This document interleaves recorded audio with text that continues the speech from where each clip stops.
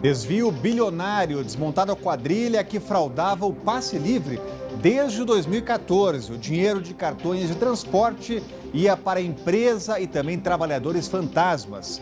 Caso Marielle, morte de vereadora no Rio, mobiliza Planalto e o Congresso. A execução acontece em meio à inédita intervenção na segurança pública. Greve de juízes, magistrados cruzam os braços para protestar contra a possibilidade de perda do auxílio moradia.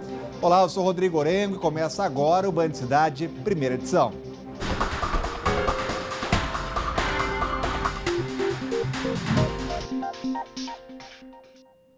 A Polícia Civil e o Ministério Público cumpriram nesta manhã 17 mandados de prisão por fraude no sistema de bilhetagem eletrônica do DFTrans. A quadrilha repassava créditos dos cartões para empresas de fachada e trabalhadores fantasmas. O esquema começou em 2014 e calcula-se que tenha dado um prejuízo em torno de R$1 bilhão. Foram cumpridos 21 mandados de busca e apreensão e 17 de prisão temporária. Entre os presos na operação da Polícia Civil e do Ministério Público do DF estão um auditor fiscal da Secretaria de Mobilidade, Pedro Jorge Brasil, e a mulher dele, Edivane Ferreira. Os dois foram encontrados em casa no Gama. O homem é suspeito de chefiar um grupo que fraudava e desviava recursos do sistema de bilhetagem automática do transporte do Distrito Federal, quando ainda trabalhava no DFTrans. De acordo com as investigações, o auditor teria criado empresas fantasmas e se aproveitado do cargo para vincular funcionários falsos que passavam a receber o Vale Transporte. Para inserir os dados no cadastro do DFTrans, segundo a polícia, Pedro contava com o apoio de um analista de sistemas. Depois que eles validavam a compra de créditos gerados de forma fraudulenta para as empresas inexistentes, outro grupo descarregava os valores fictícios dos cartões em ônibus que circulavam em áreas rurais e transformava em dinheiro.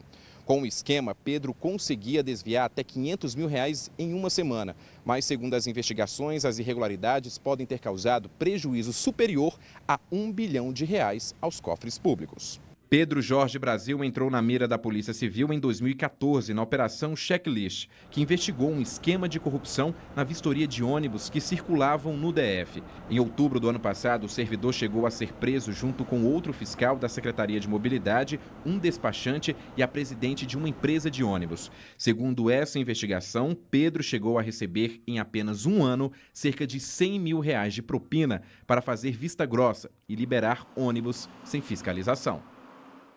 O DFTrans não vai se manifestar antes de uma coletiva de imprensa que vai acontecer junto com a Polícia Civil às 14h. Você acompanha as novidades do caso no Band Cidade, segunda edição, que começa às 6h50. Sobre esse assunto, já estamos aqui com o Cláudio Humberto com a gente. Muito boa tarde, Cláudio.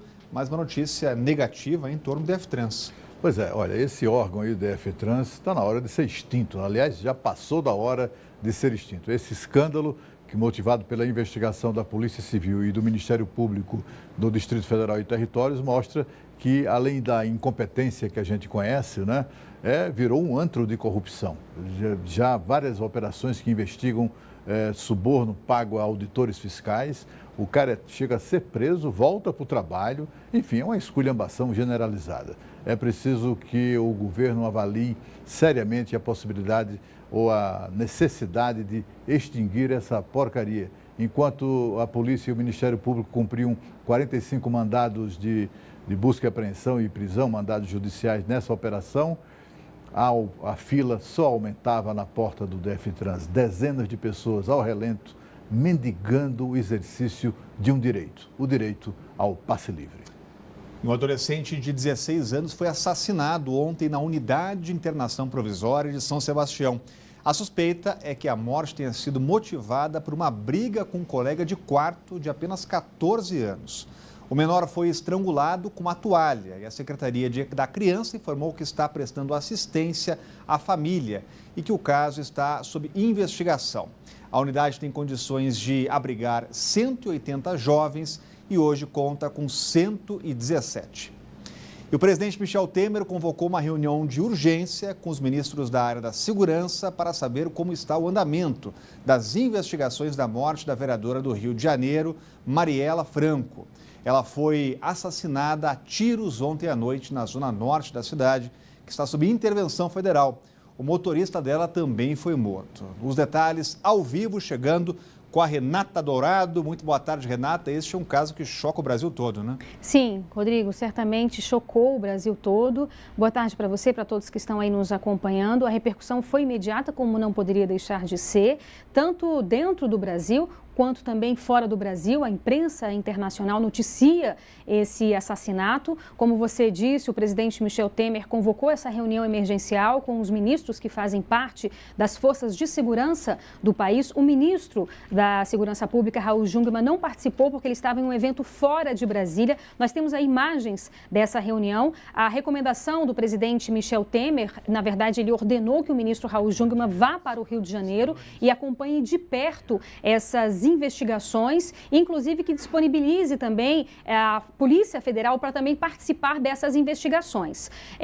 No Congresso Nacional também teve uma sessão solene em homenagem a Marielle Franco. Então, vários deputados, parlamentares se pronunciaram, falaram a respeito da morte dela, que também, obviamente, não estava previsto. Na verdade, seria uma cerimônia do pessoal. Aí você vê essas imagens dessa cerimônia, todo mundo muito consternado. A Polícia do Rio de Janeiro já ouviu duas testemunhas. Uma delas é a assessora de Marielle, que estava no carro e que foi ferida com estilhaços, mas que passa bem. Uma testemunha foi uma outra pessoa que também presenciou essa cena. Aconteceu ontem, por volta das 8 horas da noite, um carro emparelhou com o carro onde estava a vereadora, atirou várias vezes, ela foi atingida com pelo menos 4 tiros na cabeça. O motorista também foi assassinado, o motorista também morreu nessa situação. E aí está aí esse processo de investigação. Ela tinha 38 anos, Rodrigo, foi a 5ª vereadora mais votada no Rio de Janeiro, foi eleita pelo PSOL. Aí nós estamos vendo imagens dela, jovem, né, uma jovem deputada. O primeiro mandato dela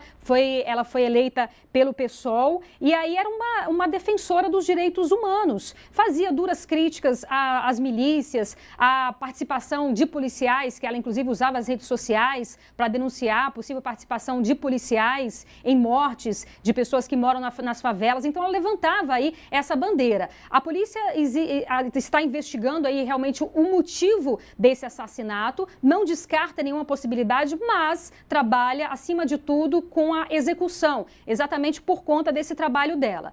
Aí também vários artistas, nós estamos vendo aí, vários artistas usaram as redes sociais, Caetano Veloso, enfim, vários artistas usaram as redes sociais também para lamentar essa violência com relação a essa vereadora. O pessoal também organiza hoje várias manifestações no país todo com relação a esse triste episódio. E é claro que o que se espera agora é realmente descobrir quem foi que causou isso e por quê, né? Qual o motivo realmente de assassinar uma vereadora tão jovem que estava ali no auge do seu mandato. Rodrigo. Obrigado, Renata. Continua acompanhando as repercussões. Cláudio Humberto, crime organizado no Rio de Janeiro continua tocando terror. Tocando terror e com vínculos, né, segundo as primeiras suspeitas, né, com vínculos, inclusive, com força de segurança. A vereadora era conhecida exatamente pelo enfrentamento que ela travava com a polícia militar. Ela acusava um dos batalhões, um batalhão de polícia militar de Acari, no Rio de Janeiro, como sendo o batalhão da morte. Ela tinha uma atuação muito ligada às comunidades, às favelas que vivem, né, sob permanente conflito, assistindo ao conflito permanente entre polícia e bandidos. Os críticos dessa atuação lembravam sempre que a vereadora atacava muito a polícia, mas não fazia censura à ação dos bandidos que controlam o tráfico nessas favelas. O fato é que a vereadora era uma pessoa muito corajosa. Ela, não importa o que ela dizia, nem da forma que ela usava para comunicar a sua revolta, a sua indignação, o fato é que ela o fazia com absoluta coragem. Ela assinava o que escrevia, ela dava a cara.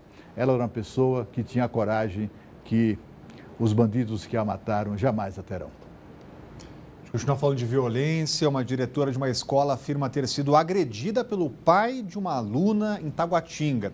O agressor teria ficado irritado porque foi impedido de entrar na escola no horário de aula. Acompanhe uma reportagem de Camila Lopes. A tala no pescoço da Rejane foi a marca deixada por um pai impedido de entrar na escola em que ela é diretora em Taguatinga.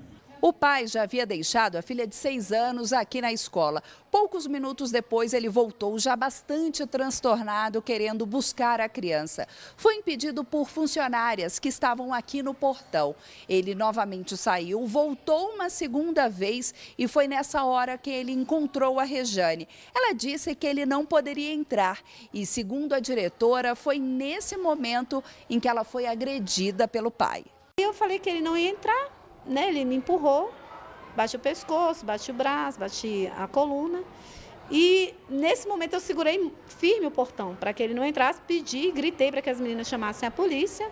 Alguns pais que viram a cena correram também aqui nas mediações, sempre tem viatura passando aqui, né?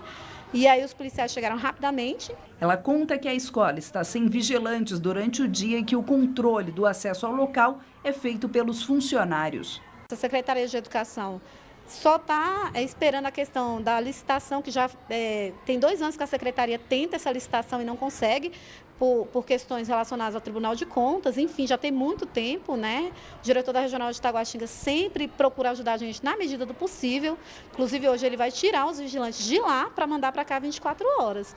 O pior é que a escola, local de educar crianças, tem que conviver com a falta de educação dos pais. Mas a Rejane diz que não vai desistir da profissão que escolheu e que na próxima segunda-feira estará de volta. Estarei aqui segunda-feira trabalhando de novo, porque eu não desisto.